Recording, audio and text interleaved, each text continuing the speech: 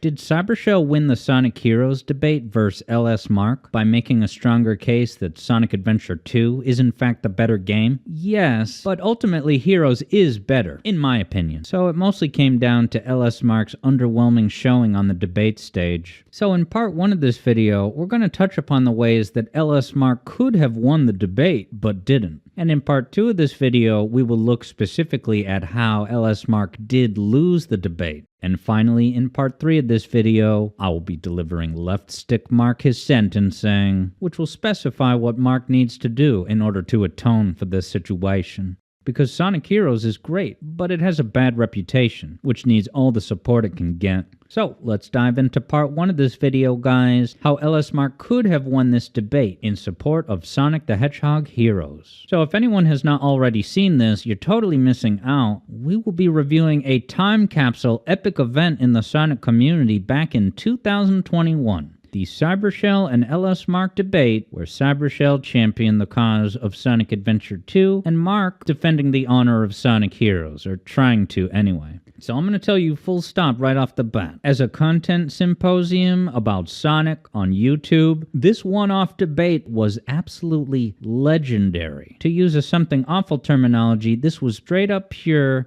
gold. It's highly entertaining, not just for being informative and timely, but also because you have Mark talking very matter-of-factly about why Sonic Heroes is so great, which admittedly as a starting point is somewhat of a hot take, and then you have Cybershell getting all worked up. It's so entertaining and memorable to hear Cyber's mind churning in real time with what he's going to come back and say in response to all these quasi-bombshells that Mark is dropping about Heroes' undervalued quality. So hearing Cybershell think and punch back in real time, citing all these obscure specifics of games throughout the entire series, this is a legendary event of Sonic content. Okay, so what I am going to do here in the year 2025, 4 years after the debate, is that I am basically now going to play the role of Monday morning quarterback. Captain Hindsight has arrived. I'm going to play devil's advocate and nitpick many of the criticisms Cybershell very fairly leveled at Sonic Heroes. So, to use a Christopher Moltisanti-ism here, I am today going to be the flying ointment, the inconvenient rebuttal to many of Cyber's otherwise solid points.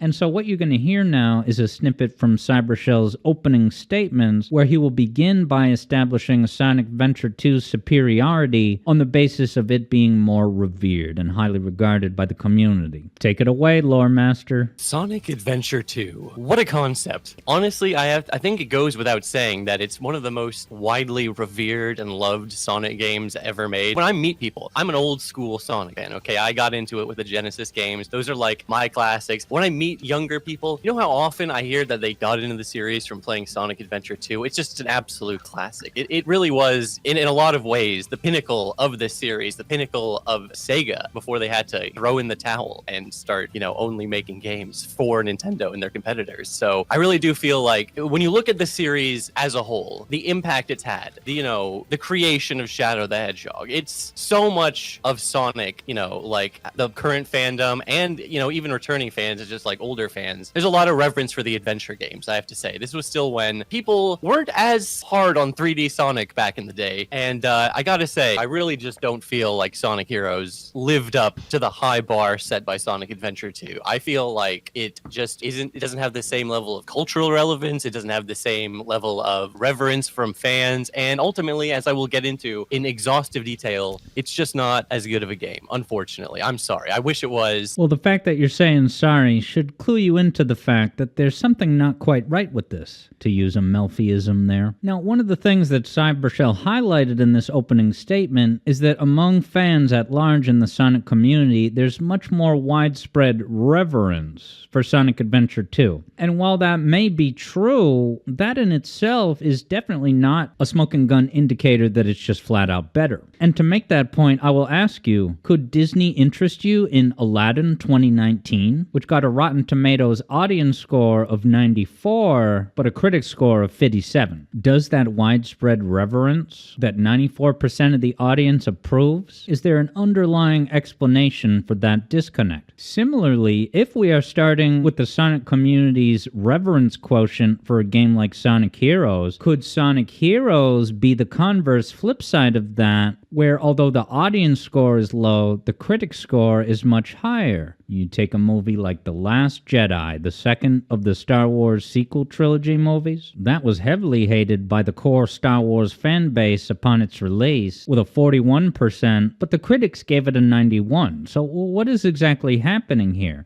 Could The Last Jedi be the Sonic Heroes of the movie industry? Which is to say that Sonic Heroes has plenty of people who flat out reject the game and disparage it, but could it have something deep down of value to provide that is of significant depth than your run-of-the-mill video game? You could say that The Last Jedi was hated so much because even if it's good for what it is, it was very bad as a follow-up to the movie that came before it, The Force Awakens, because it threw away many of the lingering cliffhangers and plot threads, and so it destroyed expectations. But if we are to then put aside expectations, or whether it fits the mold of what you should expect from a Star Wars movie or a Sonic game, could that game or movie be described to soar to new heights with the freedom that is afforded by not just trying to be a pandering Sir John feel-good game or movie? So I, Alex Yard, will hereby contend that Sonic Heroes takes the Sonic formula to the next level for greater complexity and depth. And I'm not extending this metaphor to The Last Jedi,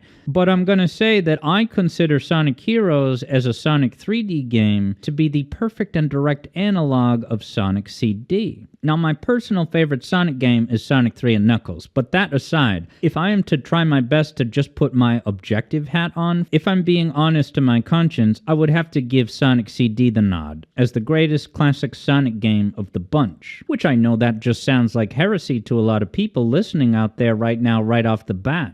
How can the wacky, oddball Sonic CD be better at a straightforward, feel-good, streamlined, accessible adventure like Sonic 2? And really all that's happening there is that Sonic CD takes the core Sonic formula and then it rises to new heights with the time travel mechanic, the maneuvers you have to do in order to travel, the strategy of which time eras you're going to go to and when, and even just the very organic exploration mechanic that is provided to the player on a first playthrough of Sonic CD. So although I could point to Sonic 3 and perhaps Sonic 2 as the more straightforward, default, pure Sonic adventures, I can absolutely give it the nod for that. But Sonic CD is Sonic with a twist that brings the gameplay mechanics onto a whole nother level. And that, ladies and gentlemen, is exactly how I view Sonic Heroes, as a 3D analog to that. So make no mistake that the Sonic Heroes intro with Sonic running through the natural formations is very intentionally and directly evoking the Sonic CD opening animation. That is not by mistake. And so if Sonic Heroes is taking the typical 3D Sonic formula and providing it a twist or two, resulting in a much more dynamic and depthy gameplay odyssey, well, I could turn around and easily acknowledge right off the bat that yes, absolutely, Sonic Adventure 2 or Sonic Adventure 1 would be a much better entry point. And I think that that is the main strike against Sonic Heroes, is that, as Cyber points out in the debate, for this to be the first Sonic game that was cross-platform on GameCube, PlayStation, and Xbox, it's a little bit odd that the cross-platform debut would be a 3D Sonic game with a twist. The partner mechanic, the combat, all that stuff. I definitely acknowledge that that was an odd, maybe counterproductive choice, as that Xbox gamers would have their debut impression of Sonic be Sonic with a twist. Sonic Heroes itself does not represent the core mainline Sonic experience. Sonic Heroes then almost becomes a game like Sonic Frontiers to varying degrees. I would say both of those games are good, but I definitely would not recommend either of them for someone who's new to the series. I honestly feel like Sonic Frontiers can only be truly enjoyed by someone who understands the long lineage of 3D Sonic games. But if they're newcomers, I would point them toward maybe Sonic Adventure 1 and 2, not Heroes. Sonic Heroes is a Sonic fan Sonic game. in the same way you might hear of a certain guitarist described as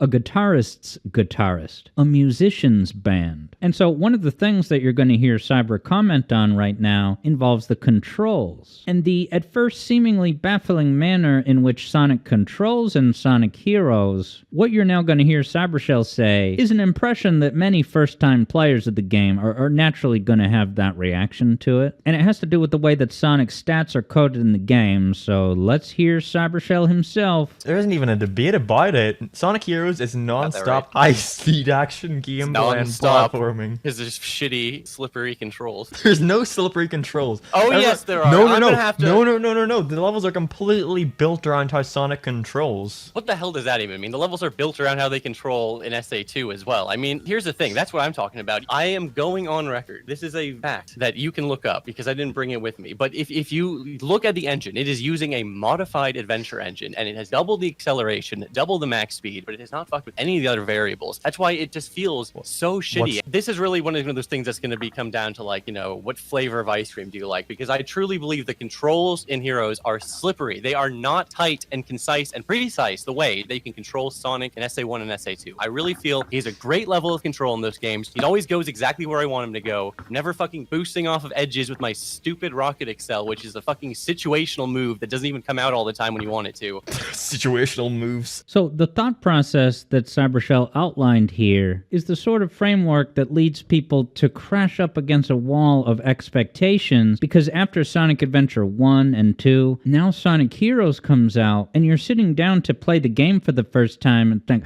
oh, okay, so this is the sequel to SA2. How are they going to improve and perfect and iterate on Sonic Adventure 2? I think that people sit down to play Sonic Heroes and they see how fast Sonic runs with acceleration that's sort of out of control and can feel slippery. I think they're quick to look at that and say, no, this is wrong. It was right in Sonic Adventure 2 or 1. But I'm now going to posit the idea that the way that Sonic controls in Sonic Heroes, that's not Sega saying, oh, look how we've improved the way that Sonic handles compared to Sonic Adventure 2. The way that Sonic is so fast in Heroes is a very deliberate and limited context choice to ensure balance between your use of the three characters. The idea that you don't have as much perfect precision over Sonic the way that you would in Sonic Adventure 2, that's not a shortcoming or flaw. That is an intentional drawback of Sonic's controls to ensure that you don't use him for every single situation. If the game would freely allow you to flourish as Sonic at all times throughout most of the levels, that would undermine the presence of the team mechanic. If you have no incentive to use Knuckles or Tails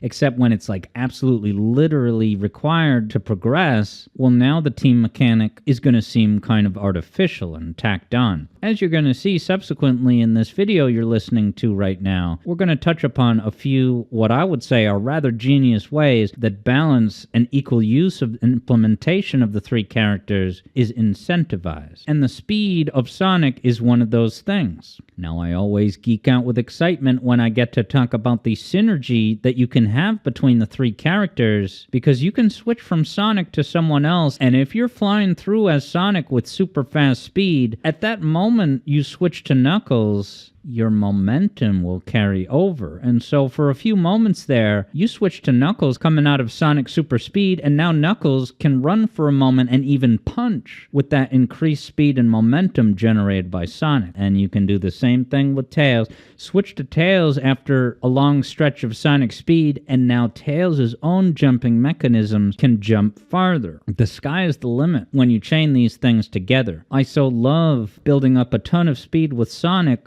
barreling toward a group of enemies, and then at the last second switching to Knuckles' Punch. So now Knuckles' Punch attack hitbox radius is going to have a lot more range because he can travel so farther ahead so quickly while that punch animation hitbox is still active. And so anyone who's banged their head against the wall with Sonic Heroes because the character doesn't control the way that you want them to or expect them to, often because of the template that Sonic Adventure 1 and 2 set, what I would suggest you look out for the next next time you try to play Heroes, and I definitely recommend that you should more than once, is that any given situation in every level has a certain man for the job. There is one of the 3 characters that is the ideal character for that situation. And I would say when you're getting started with the game, rails can be a particular problem point. And I remember in my first playthrough missing rails a lot in a level like Rail Canyon, where there's bottomless pits all around underneath these rails. And so as I got more field experience with the game, I'm like, oh, okay, I should switch perhaps to Tails to enter some of these dangerous rails so that I have the insurance that if I miss the jump, I can fly back up. And however I end up getting on that rail, I just switch to Sonic, build up a ton of speed, and then at the last segment of the rail, with all that speed generated, switch to Tails or Knuckles, jump off with that momentum. It's a joy. It's a joy that I look forward to you all experiencing. So Sonic's absurd increase in speed and acceleration is so that you in fact do not use him in some of those more precarious situations where falling off an edge is a danger to be concerned with. And I'll tell you right now that I personally, when I play Heroes, I am very selective with Sonic's homing attack. And it's not only because Tails or Knuckles are often the much better dude for the job in combat, but it's because Sonic's homing attack is at times, even a little bit goes wrong, you go at the wrong angle, you're going to be flying off the edge. I only use Sonic's homing attack in places that I have insurance of the architecture around me. The fact is, you should not be leaning on Sonic's homing attack for combat-heavy sections, because how many times have you heard Tails say, "This is all Knuckles"? There's a reason. Knuckles has splash damage, area of attack. That's invaluable for hitting more than one enemy at once. And the more I play Hades and Dark Souls, the more I prioritize being able to launch an attack that hits 2 enemies at once. 2 birds with 1 stone. So at one point, Cybershell nearly touches upon one of these, in my opinion, well-designed balancing mechanisms, but he portrays it as a negative, as a hassle. The idea that when you attack enemies, they will gradually drop those level-up orbs. I think it's like every 5 enemies you kill, it's going to drop another orb. But if you kill an enemy with Sonic that way, it's not going to drop a blue orb for Sonic to level up, like it's Tails. And if you kill an enemy with Tails, it will drop a red orb for Knuckles. And so on. So whoever you use to kill that 5th badnik, it's going to drop a level up orb for someone else. So again, this is all highly contextual and situational. You want to use the guy for the job that's going to give you the orb that you need that you're gunning for. And it all depends on which part of the level you're at. Depending on the level, I tend to level up Tails first, because as soon as he gets that homing attack that does damage at level 2, you can use that attack a whole lot to glorious results. And so Cyber at one point opines that when you're using Sonic to kill an enemy, it can take 40 hits to get the job done. That's where I'm thinking that the character select buttons are available at all times. Lean on Knuckles, especially early on for the combat sections, because unlike Sonic's ability to only homing attack one dude at a time, Knuckles' shotgun attack, where he shoots Sonic and then Tails like bullets, that does splash damage, damaging all enemies that are within the blast. So now you're killing 2 birds with 1 stone, maybe 3 birds. And furthermore, just a pro tip that when you use that Knuckles shotgun attack, if your attack does successfully hit an enemy, that teammate will instantly return to you. And that's basically an instant reload, because otherwise, if you miss, your characters are going to get flung off to the side, and they're going to be blinking on the ground for like 5 seconds before they return. So you lose that instant reload. Dude, you can keep firing in midair. You freeze in place in midair, shooting Knuckles' shotgun shots, and if you're making contact with enemies, you are getting a continuous, uninterrupted ammo supply. It's an absolute joy, I tell you. And Cyber ought to try it. Now, Cybershell also points out that your full repertoire of moves with any given character is in some cases not always available. Because, for example, you look at the case of Sonic's Rocket Excel, it doesn't quite work the same or even at all unless your partners are by your side or not. In my opinion, that's not a flaw of the game, and I assure you I am not bending over backwards to supply some cope here. But with Sonic Heroes, you're going on an organic adventure, and sometimes your buddies need to go do something else. Check over here, fight an enemy over there. Now, your AI buddy's behavior can be predictable when you're playing as Knuckles, and that's a strategy that everyone listening to this should use. When you play as Knuckles and walk around by default, before you load them into your hands, they will automatically attack nearby enemies. So now you are letting them passively deal damage, even finish off some enemies, where you don't have to manually attack the enemies. So again, you're doing double duty at the same time by letting your AI teammates pick up some of the work. And so the idea that Rocket Excel is and isn't available to you at any given time, it just means that you have to pay attention to what your buddies are doing. And you can't necessarily rely on Rocket Excel as like something you're using to get out of a jam because it's not always available. If you went on a real-life adventure with Knuckles and Tails by your wayside, realistically, in real life, they would not be always snapping right to your side. That's implausible. So the idea that they're running off to the side every now and again, not only does that organically reflect a true sense of adventure verisimilitude, it also just means that certain powers that you have, while useful, are not necessarily available at all times. You have to be paying attention to what your AI buddies are doing, and you can predict whether they will be next to you more often than it may seem. Okay, but maybe the reason that Cybershell leans on Sonic's homing attack for combat when it would maybe be a better job for Knuckles is because in this game Cybershell does not like Knuckles' combat moveset. Let's hear what he has to say. Spin Dash, which is immaculate, and then it was downgraded into the SA2 Spin Dash, and then it was downgraded into not even having a fucking Spin Dash. Here's another thing let's talk about in Heroes. This whole team mechanic is dumb and bad because it doesn't allow for characters to use their abilities to their full potential. First of all, Sonic doesn't have a Spin Dash. Sonic does not have a Spin Dash in the game. Sonic. I think we're forgetting the fucking mech stages on Treasure Let me Hunting. get into the thing I wanted to talk about, Knuckles. Let's talk about Knuckles. There are two iconic abilities that Knuckles has. Do you know what they are? It's gliding and climbing. He didn't do any fucking punching in the first few games. Like, that was like, it was like a flavor thing, really. Yes, like, he did. Punch out Yes, some he walls. did. He punched punch the out wall. Some walls, yes. but there was not a combat focus on the game. So let's look at Knuckles' two most iconic abilities in Sonic Heroes. How is this wall climbing? It's gone. It doesn't exist. There's no reason for it to not exist because I know he can fucking carry Tails and Sonic with him. So wall climbing is gone just because other power characters wouldn't have it, but they couldn't get rid of gliding. I mean, you can't get rid of Knuckles gliding. So what do? They got the dumbest looking fucking move, this skydive looking triangle dive, which is useless. I want you to understand, this move is fucking useless. First of all, it doesn't even make sense. Why would they even have that move when you have a flying character? Why would you ever need to glide? But they added it to the game. When do you use the glide move? Or when do you use triangle dive? How often are you using that move? I'll tell you when. When there's a fan. There's never a time you just think, oh, this would be a great time to glide. No. You see the fan and then you glide. That's the puzzle mechanics in Heroes in a nutshell. You got the square peg and the square hole. There's never like mixing and matching. There's never using a triangle dive in an interesting way. No, there's the two walls right next to each other. Obviously, I'm going to be doing the triangle jump across this fucking thing, and then you do the triangle dive when there's a fan. All these fucking bullshit triangle moves, none of them flow into each other. Knuckles is without his two most iconic abilities. So look, let's talk about this. Is Knuckles' punch from the Genesis Sonic games a move? Well, if you ask the Sonic Mania trailer, that answer is yes.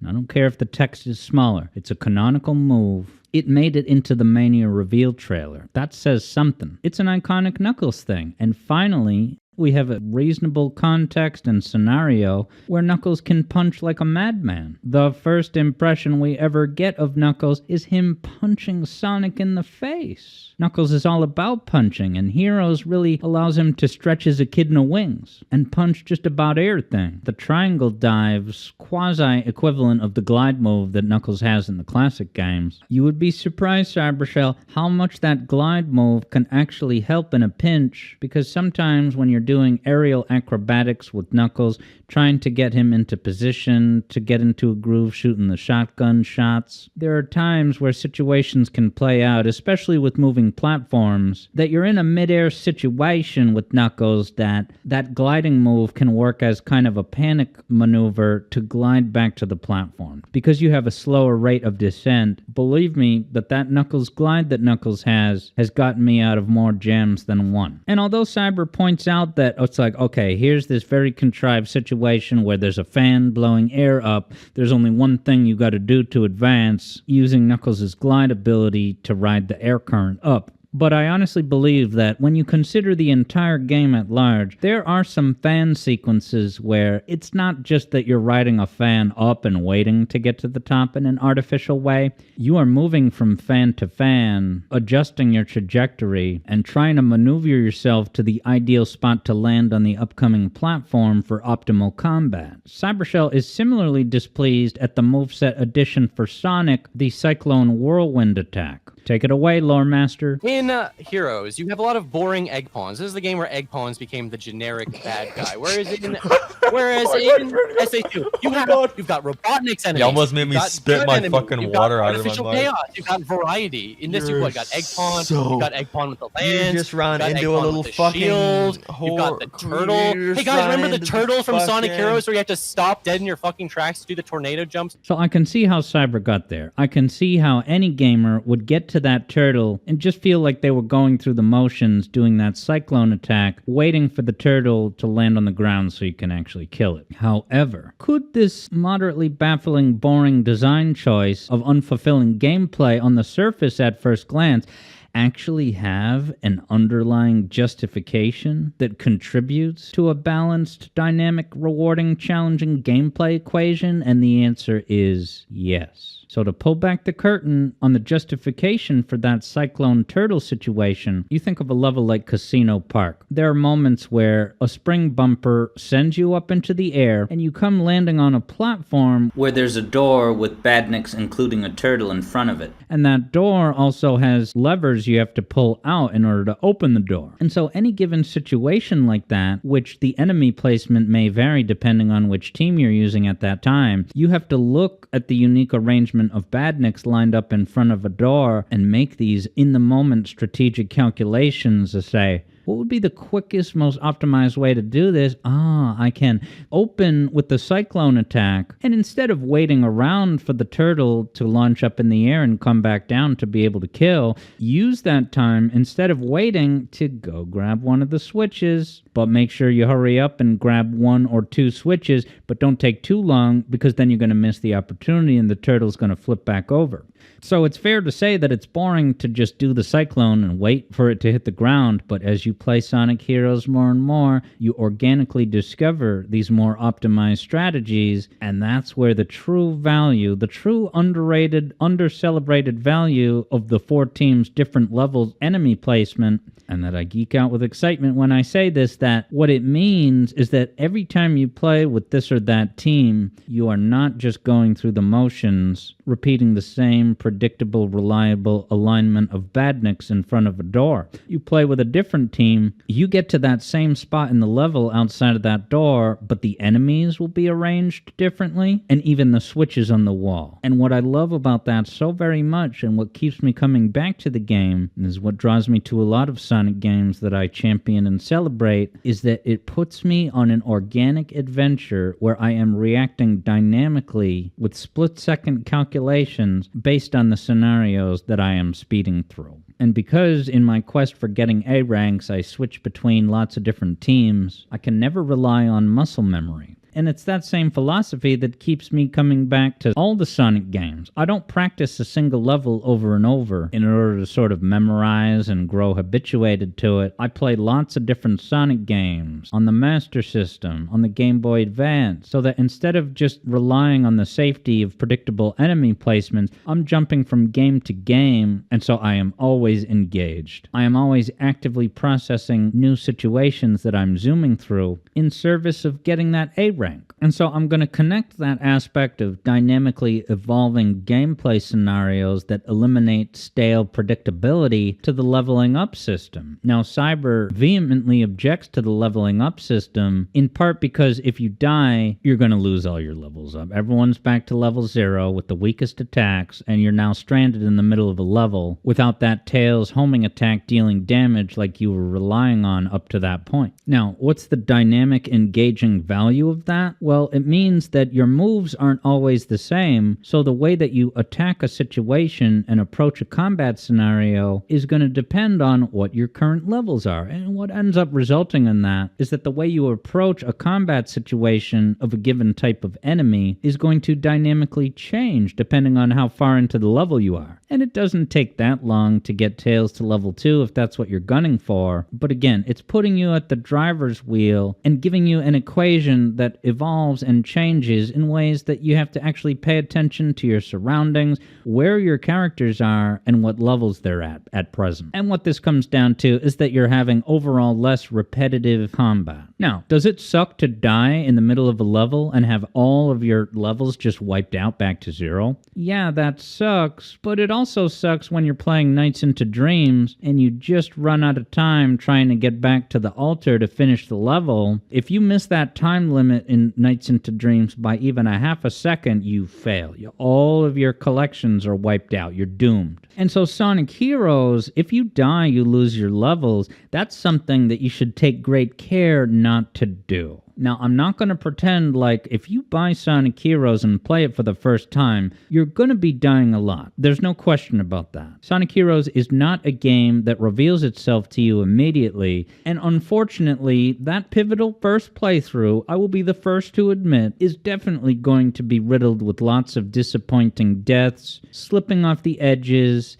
It might be tempting to ascribe all of those incidents to jank. However, I am not going to sit here and tell you that Sonic Heroes is jank-free. It's not perfect, even the GameCube version. However, the devil is in the details. If I hear someone tell me that Sonic Heroes is a janky game and they're constantly falling off edges, flying all over the place in ways that they can't control, and then next thing you know they're in a bottomless pit, well, if I'm just debating someone at the community center, I can't see what their gameplay was. I can't see if actually that was the result of user error. Now, I'm not going to put any specific YouTubers on blast today, but I will indirectly allude right now to the fact that there are more than one Sonic Heroes reviews by prominent YouTubers where they are complaining about the unruly control of these characters that's constantly having them fly off edges to their death, but when you actually look at the gameplay that's on screen, what you witness is flagrant user error, where people are using the wrong character for the job. They are mashing the attack button on Knuckles when he's right near an edge and facing the edge. What do you expect to happen? They have the camera arranged incorrectly so that they can't see where they're going, so of course they're going to be blindsided by an edge. And don't even get me started about people using the triangle jump to jump from wall to wall to wall, and when they get to the end of that wall-to-wall jump in Mystic Mansion, it's time to then jump off the wall to jump onto the grind rails. If you just press B to cancel your triangle jump, just like it's explained in the tutorial, you will gently and simply fall right onto the grind rail that you're going for. But if you then ignore these tutorials and jump off the wall, then you're taking things into a dangerous direction, and you may very well miss the rail. So if you're going to complain that this game is over-tutorialized, and yet you don't even know what the right move for the job is because you've skipped past the tutorial like you're Gerard the Constructionist, it ends up speaking for itself. And these big-time YouTubers that disparage the alleged chaotic jank that leaves them off of ledges ad nauseum, you look at their gameplay and they are caught red-handed with user error. Now, if you think that standard fair combat with Sonic or Knuckles is janky and unpredictably chaotic, well, could Sega interest you in a character battle?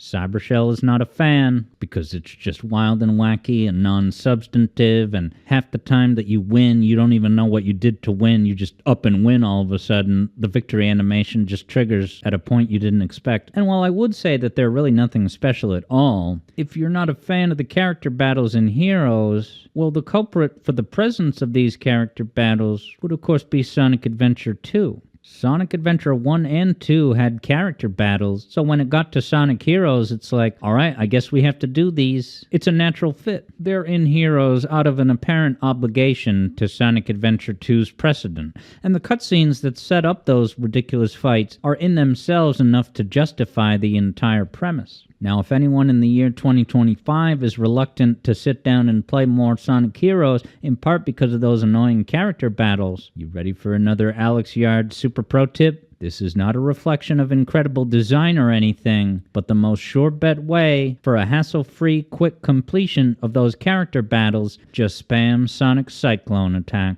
Keep spamming the Cyclone on those enemies, they will fly helplessly off the stage, and you will quickly win not with a satisfying sense of accomplishment, but with an A rank. I think that the Amy Rose Vector the Crocodile cutscene is more than enough to justify it. And look, I've always thought that Charmy's voice and persona in Sonic Heroes is phenomenal, and I like his variant in Shadow 05 as well, let it be known for the record. Now, Cyber and others also assert that the special stage system in Sonic Heroes is bogus too, because you have to get the key, and then if you take one hit, you just lose the key. Now, is that a super harsh, unfair, annoying punishment? Or is that directly on par with the way that you access special stages in Sonic 1 and CD? You have to carry 50 rings to the end, and if you take one hit, you lose your ticket. Just one hit. So Sonic Heroes is no different from the classics in that way. And look, in Sonic 1 and CD, if you take a hit, you can backtrack to try and find 50 more rings, but then you're going to be throwing away your time bonus. So if you're playing a classic Sonic game beyond just a surface level stumble through to get to the goal, then you kind of only do have the one shot to collect and preserve 50 rings and carry them to the finish line, just like in Sonic Heroes. Now, Sonic Heroes is not going out of its way to just make it these daunting punishments for arbitrary small mistakes, because the ring system in Sonic Heroes is actually much more merciful than anything on the Sega Genesis. Because you see, unlike the classic Sonic games where you only get ring bonus points for the rings that you successfully bring to the end of the level, in Sonic Heroes, Iizuka made the very smart and intelligent design choice for the particular situation of Sonic Heroes to make it so that when you collect a ring, you get those points instantly. And you keep those points even if you were to drop the rings. So that is Iizuka very wisely saying, listen, compared to other Sonic games, this game can get pretty chaotic, so we're going to throw you a bone and make it so that it's not this all-or-nothing punishment that you lose all your rings and the ring bonus that would have come with it for just taking one hit anywhere in the level. The fact that Sonic Team is willing to tweak the exact ways that rings work depending on the game is a testament to how well thought out and balanced these design choices ultimately represent in the finished product. You jump forward to Shadow 05, that's a game that's set up with a ring system closer to Sonic Triple Trouble, where when you take a hit, you do lose rings, but it's only like 30 or so. And it's because they knew. With Shadow the Hedgehog's extensive combat, and in some cases very long levels, it made sense to make it not so much of an all-or-nothing thing, the way it was deliberately designed on the Genesis. Alright, so as we wind down part 1 of this video, we're going to tie everything that we've discussed together to the perennial complaint about Sonic Heroes that,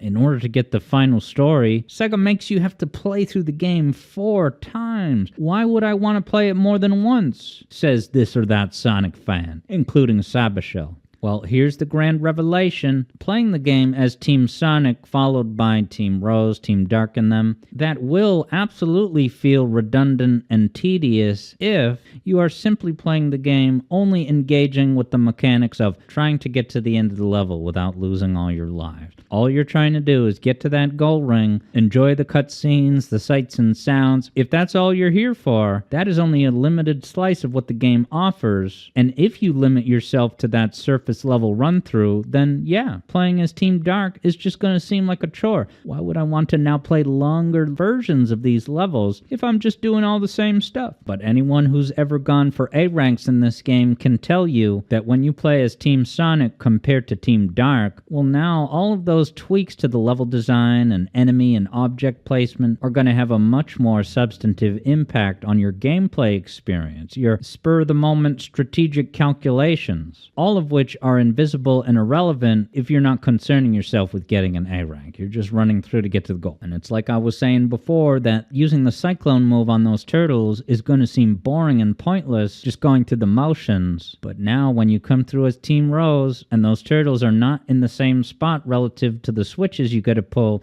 and furthermore, your moves are not identical to Team Sonic, so you may have to vary up the way you approach this or that scenario. That's where the depth comes from, and that's where having 4 different teams, each with slightly tweaked movesets and substantively tweaked enemy placement, I have time and again been so amazed by the depth of content available in Sonic Heroes, and it's what keeps me coming back to the games. When I do my multiple weekly live streams, every Wednesday I have a head-to-head matchup against JJ, just John 43, and Sonic Heroes is one of the head-to-head games that we continually come back to. We get the split screen setup, and we both, start out at Ocean Palace, Team Dark, who can get the highest score. It's edge-of-your-seat excitement. And yes, there's a phantom constantly looming over your shoulder that, if you get careless and tumble off the stage, that could doom your entire attempt for that level. That is, if the other guy doesn't die further down the level. So you gotta keep your nerves in the moment.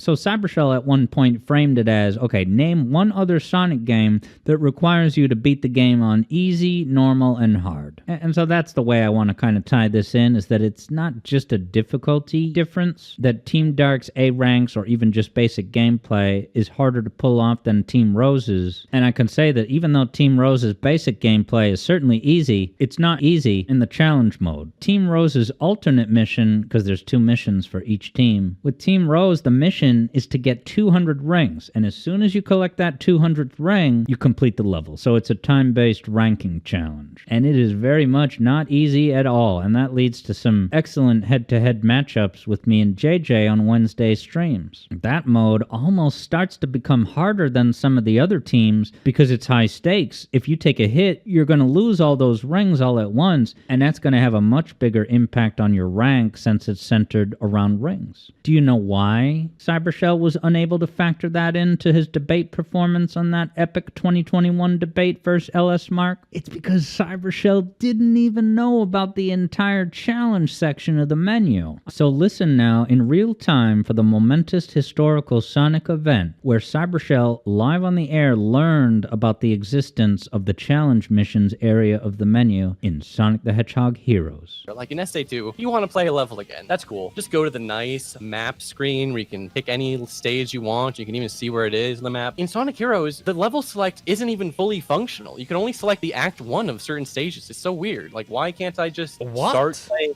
as... Are you stupid or something? Oh my god, okay. Cybershell.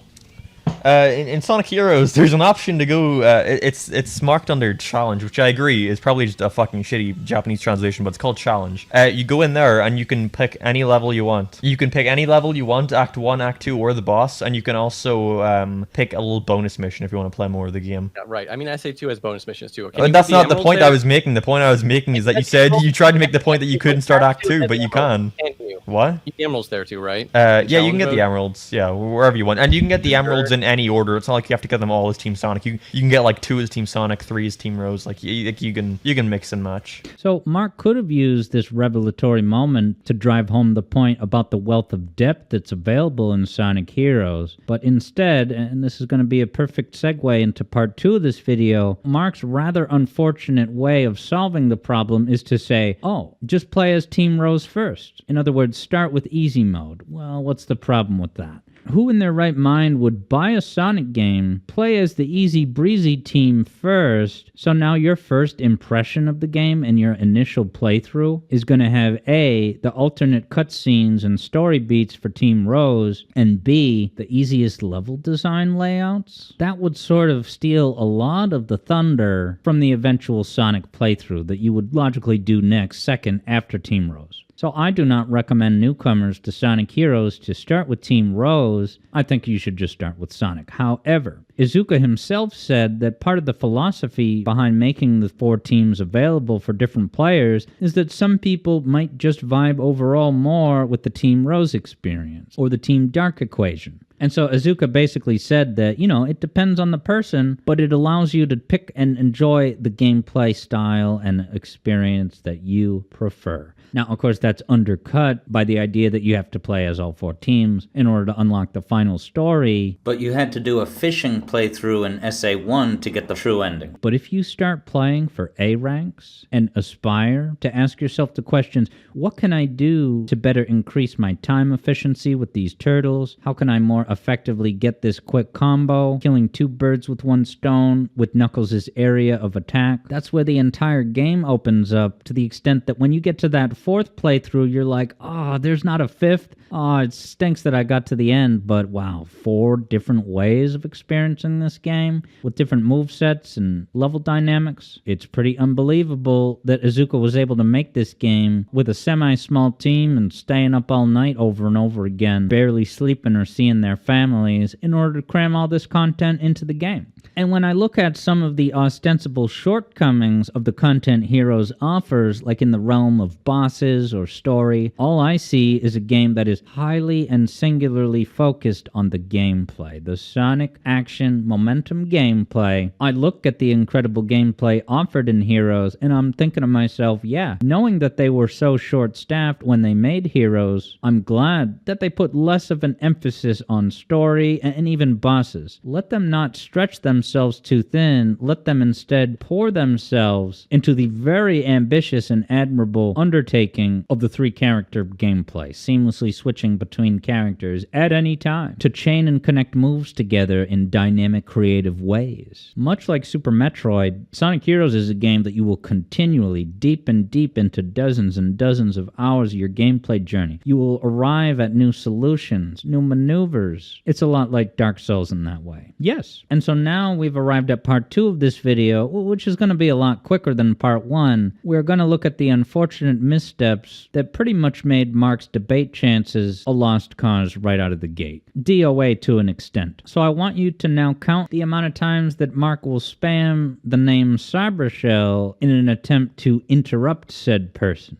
Get your kindergarten boots ready for this one. And SA2 wins. Done. Sorry, Marco. That is. No. Yeah, that's exactly right. No, Story no, is next no, up. no, It's no, next that's up. not true. And there's That's nothing. not You true. have That's nothing. not You have true. literally That's fucking not nothing, true. dude. That's not It's fucking over. true. No, Debate's no, no, over. no, I no, win. no, no, no, I no. win. No. Bye-bye. No, that's not true. Because in Sonic Yes, Adventure it 2, is. they're trying to tell an ambitious story, but they fucking fall on No, their we're not face. there. We're No, not It is there. a- no, no, no. They Marcus. do not fail. It is nothing. Marcus. Nothing but bangers. No, that's not true. I Marcus, found you, Marcus. faker. No, I didn't know it wasn't the real emerald. yeah, I love They're when they all interrupt bangers. each other. I love that cutscene where they're fucking interrupting each other Yes, constantly. I die hard. Yes. Okay. Mark, this is literally what Mark thinks is a killer. He thinks he's going to win on story and presentation because the fucking audio levels are slightly fucked up. Cybershell. Dude, nobody cares. The story's still a Cybershell. million times better. You're being so rude. Let Ricardo finish. Look, in the year 2020, when Mr. Orange debated Phil Donahue in that first round debate, they were constantly interrupting and talking over each other, and it made for unlistenable radio. It felt like I had wasted my time to sit down and listen to a presidential debate with so much shouting and interrupting. And the audience picked up on this real quick.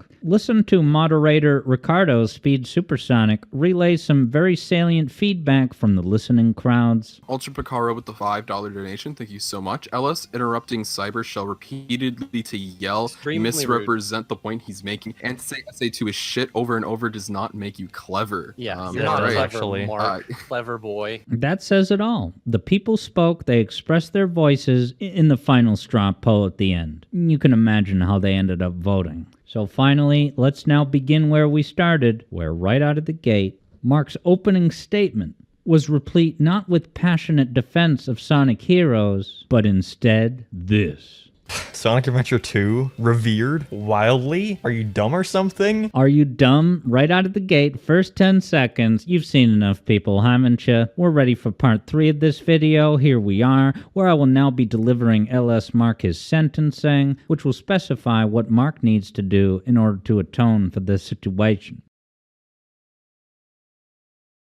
LS Left Stick Mark, I hereby sentence you to stop the yelling and interrupting when you do the next debate. And you will. Because I can easily imagine that when Sonic Frontiers 2 comes out, you're not going to see eye to eye on that with Cyber. So you got to bring your A game to the debate to make it a good broadcast for the viewing audience. And look, this is all in good fun. This is still legendarily fantastic content of which I wish there was more installments of it. But look, here in these videos on my channel, I occasionally touch upon pointers for broadcasting IQ in order to help aspiring creators not unknowingly indulge in these broadcasting roadblocks that can prompt would-be prospective viewers to click off of your video before things have even gotten started. So to everyone listening to me here today, thank you so much for tuning in. This was so much fun to revisit this capstone, cornerstone, watershed time capsule event. because it was back in 2021. That was before Sonic truly kicked back into gear. We had Sonic Movie 1 in 2020, but Sonic Frontiers was not out yet, maybe hadn't even been truly revealed, and so it was the dawning of a new era. Here we are, guys, in the roaring 20s of Sonic our Hedgehog. So I look forward to the Sonic Frontiers 2 debate between Cybershell and LS Mark, and this video today is also going to double as a lovely primer preamble to my eventual A.I.R deep dive video about everything that's happening in Sonic Heroes that you may have missed at first glance in those reluctant, clumsy, unremarkable experiences in your first playthrough of Sonic the Hedgehog Heroes for the Nintendo GameCube, Xbox, or PlayStation. As I mentioned in my video about the fact that the Year of Tails is soon, a Sonic Heroes remaster has been rumored here and there, and if we get Sonic Cross Tails Heroes with a new expansion with Tails-only levels, then that would be more than enough for me to commit to a $50 purchase on release day. Good night, everybody! This has been Alex Yard here at 91.6 WAYZ, the Alex Yard Zone, Internet Terrestrial Radio.